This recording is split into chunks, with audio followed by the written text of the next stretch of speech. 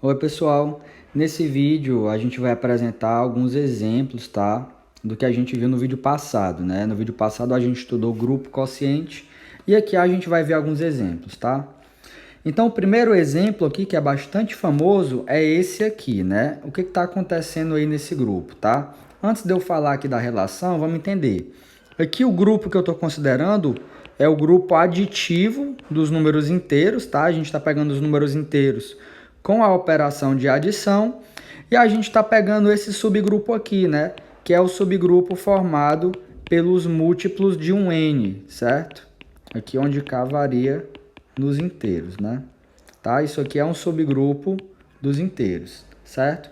E aí a gente faz o quociente como foi feito lá no teorema do vídeo passado, né?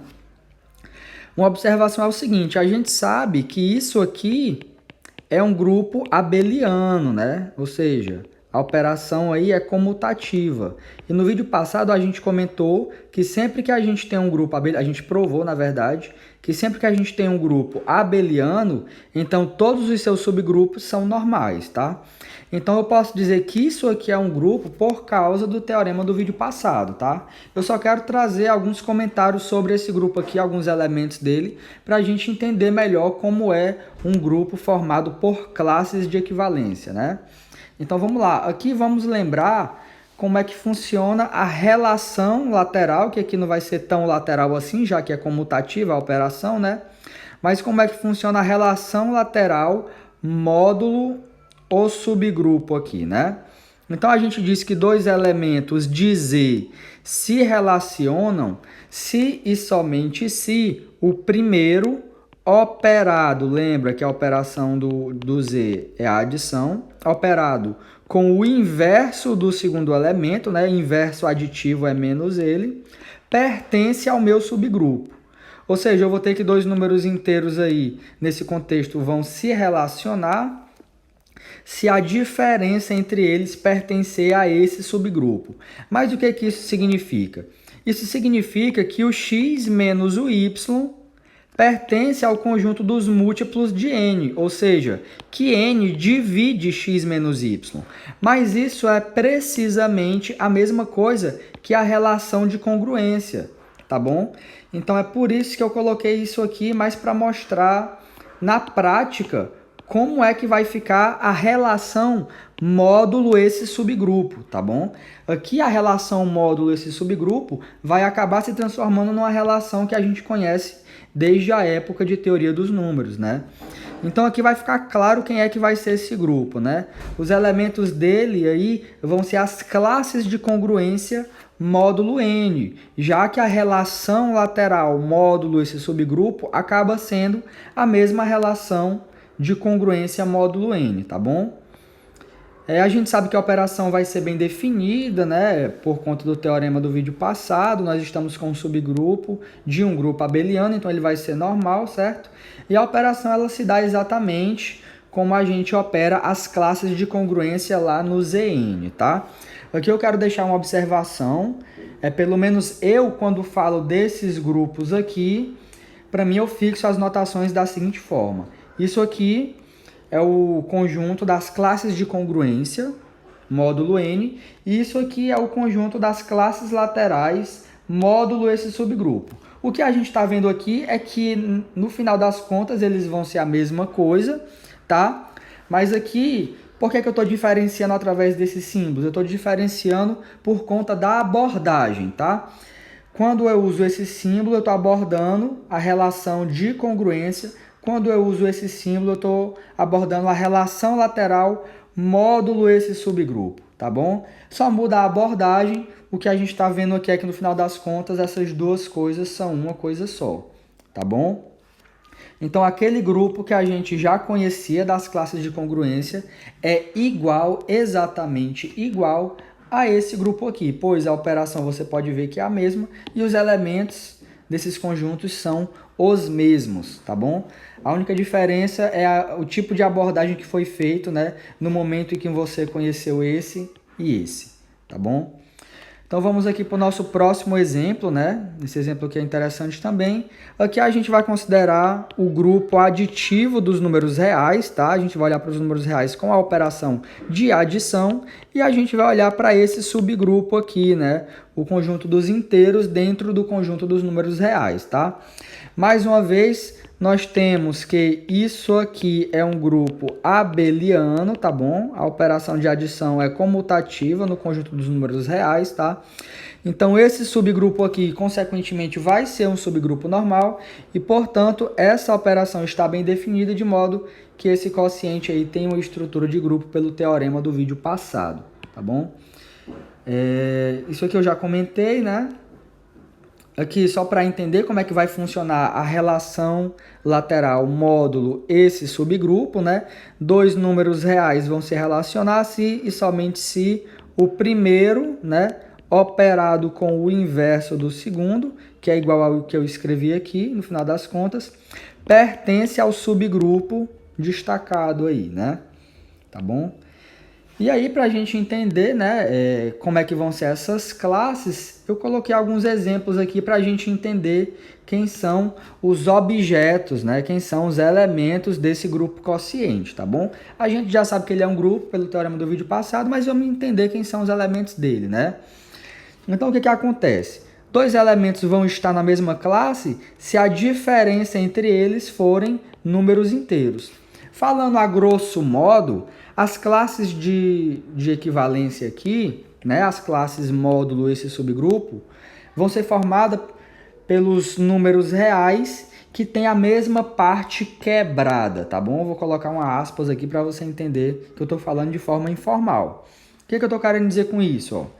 Note que a classe do zero aqui ela é bem simples, ela vai ser exatamente o próprio subgrupo que nós estamos tomando, tá? Isso vai sempre ser verdade. A classe do elemento neutro sempre é igual ao subgrupo que você está tomando aí no quociente, né? Ou seja, a classe do zero vai ser o conjunto de todos os números inteiros. Pois se você efetuar, né, aqui a diferença, né, no caso, do zero com qualquer outro número inteiro, você vai obter um número inteiro, tá bom? Agora vamos ver uma classe aqui um pouco mais diferenciada, que é a classe do 0,5, né? 0,5 é um número real, tá? Então, faz sentido o que eu estou falando.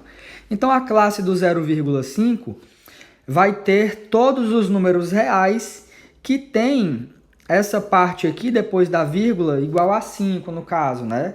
Ou seja, vai ser o conjunto dos números que são da forma um número inteiro mais 0,5, né? Ou seja, que tem um meio aí na parte quebrada, né? E o último exemplo aqui é a classe do π, né? Π a gente sabe que é um número irracional. Então, quem é que vão ser os elementos aí na classe de equivalência do π? Vão ser aqueles elementos que têm a mesma parte, né, decimal igual a do π. Só que é complicado você escrever isso, porque o π ele não é simplesmente 3,14, né? Ele é um negócio aqui infinito, né? A parte decimal dele. Então, a melhor forma que a gente tem de escrever isso é assim, tá bom? Os elementos da classe do π são os elementos da forma x mais π, onde x é um número inteiro. Isso é evidente, né? Porque alguém só pode se relacionar com π se isso aqui acontecer. Ou seja, alguém se relaciona com π se e somente se y menos o π pertence a z. Só que isso aqui é totalmente equivalente ao que está escrito aqui, né? Pronto, agora aqui eu vou apresentar um exemplo um pouco mais interessante do que os anteriores, né? Porque nos exemplos anteriores, ó, todo mundo aqui, né, era grupo abeliano. Então, qualquer subgrupo é subgrupo normal. Já aqui não, né? Aqui a gente sabe, só para situar, né? Quem está assistindo o vídeo aí, isso aqui é o conjunto das matrizes 2 por 2 com determinante diferente de zero, tá? O GL2R é o conjunto das matrizes 2 por 2 que tem determinante diferente de zero. E esse rapaz aqui, que é um subgrupo desse, é o conjunto das matrizes 2 por 2 que tem determinante igual a 1, tá? Se o determinante é igual a 1, então ele com certeza é diferente de zero, né? Por isso que esse conjunto está contido nesse, e mais do que isso, esse rapaz é um subgrupo desse, tá? Se você nunca fez esse exercício, vale a pena fazer, tá bom? Claro, aqui a gente está falando de um grupo, né, do GL2R com a operação de multiplicação de matrizes, tá bom? Ok, então o que a gente está pedindo aqui, né? Eu quero mostrar que a operação binária nesse conjunto aqui, tá? A gente tem um grupo e nós temos um subgrupo, né? E aí eu estou pedindo para mostrar que essa operação aqui está bem definida e que com essa operação, esse quociente aqui é um grupo, né? Então, para fazer isso, basta a gente mostrar que esse subgrupo é normal, né? Na verdade, se ele não fosse normal, não faria nem sentido escrever isso aqui. Eu precisaria dizer se eu estou usando a relação lateral à direita ou a relação lateral à esquerda, né? Então, eu escrever isso aqui já dá um indicativo de que, claro, esse subgrupo aqui é normal. O que eu estou querendo aqui é que a gente prove isso, tá bom? Porque se a gente provar isso, a gente pode concluir que a operação está bem definida e que esse rapaz aqui é um grupo, tá bom? Então, a única coisa que a gente precisa fazer é mostrar que esse subgrupo aqui é normal. Então, para isso, eu vou usar uma das proposições de um dos vídeos passados, tá bom? Como é que a gente prova que um subgrupo é normal? É só a gente mostrar que sempre que a gente tiver algo desse tipo, então o resultado vai estar no subgrupo. Ou seja, o que eu estou pegando aqui? Aqui eu peguei um elemento qualquer do grupo, tá bom? E um elemento do subgrupo. Então, eu tenho que mostrar que sempre que eu opero um elemento do grupo com um elemento do subgrupo e depois disso eu opero com o inverso do elemento do grupo que eu peguei, o resultado está no subgrupo. Então, é isso que eu tenho que provar, tá bom?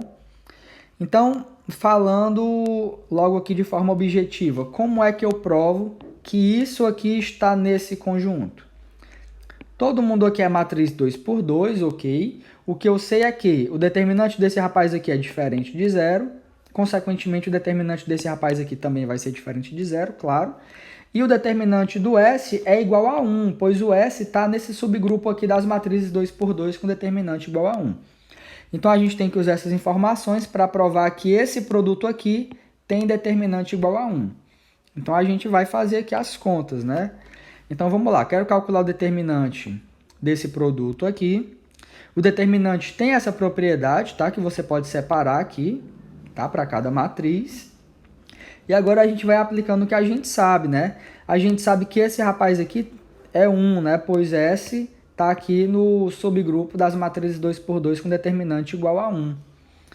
Então, o determinante de A vezes 1 é o próprio determinante de A.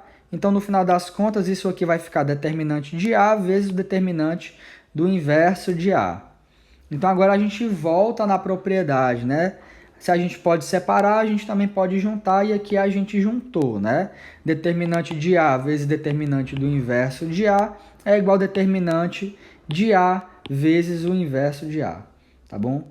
Só que quem é esse produto aqui, né? Uma matriz vezes o seu inverso é a matriz identidade, só que o determinante da matriz identidade é igual a 1. Então, nós provamos que esse produto aqui tem determinante igual a 1, tá bom? Portanto, ele pertence a esse subgrupo. E assim, né? Claro, usando a proposição lá do vídeo passado, a gente mostra que esse subgrupo é normal e, portanto, esse rapaz aqui é um grupo, né? Essa operação vai estar bem definida e tudo vai funcionar muito bem aí. Agora aqui para finalizar o vídeo, eu quero comentar essa proposição que é bem interessante, né? Às vezes passa batido e é bem simples de mostrar, né? Que é o seguinte, se você tem um grupo abeliano, então você já sabe que todos os subgrupos são normais, né? Só que mais do que isso, se você olhar para o grupo quociente, esse seu grupo quociente também vai ser abeliano, tá bom? Então lembra disso. Um grupo abeliano ele é muito bom. Primeiro, todos os subgrupos são normais. E além disso, para qualquer subgrupo que você pegar, ele vai ser normal, então você tem direito de olhar o grupo quociente e você vai ter que esse grupo quociente também vai ser abeliano, tá? Então, o que a gente tem que provar? A gente só tem que provar que essa operação aqui é comutativa, tá? Todo o resto a gente já tem lá do teorema do vídeo passado. Então, vamos lá. Vamos pegar dois elementos aqui nesse grupo quociente e vamos operar eles, né? Então tá aqui de cara, a gente pega dois elementos e opera eles. Por definição, quem é o resultado disso aqui? É só você pegar a classe do produto entre os dois representantes aqui, né? Ok. Só que essa operaçãozinha aqui, ela é uma operação de G. E G é um grupo abeliano. Então eu posso trocar aqui a ordem desses dois, desde que eles estejam embaixo de uma mesma barra, né? Pois essa operação aqui, ela está acontecendo dentro do G. Então foi isso que eu fiz, troquei a ordem aqui e agora eu volto na definição da operação do quociente aqui, né? Isso aqui é o resultado da operação da classe do y com a classe do x, né? Isso aqui por definição, tá? Então, o que foi que eu consegui aqui? Eu consegui trocar a ordem dessas classes aqui na operação do grupo quociente. Ou seja, essa operação vai ser comutativa e, portanto, esse rapaz aqui é um grupo abeliano, tá bom? Então é isso, pessoal. Se você gostou desse vídeo, deixa o like aí, tá? Esse vídeo era necessário, a gente precisava ver alguns exemplos, né, de grupos quocientes, porque senão ficava tudo muito abstrato, tá? Se você gosta desse tipo de conteúdo, tá estudando estruturas algébricas aí, teoria de grupos, se inscreve no canal, talvez isso vai valer a pena para você. Muito obrigado pela sua atenção e até o nosso próximo vídeo.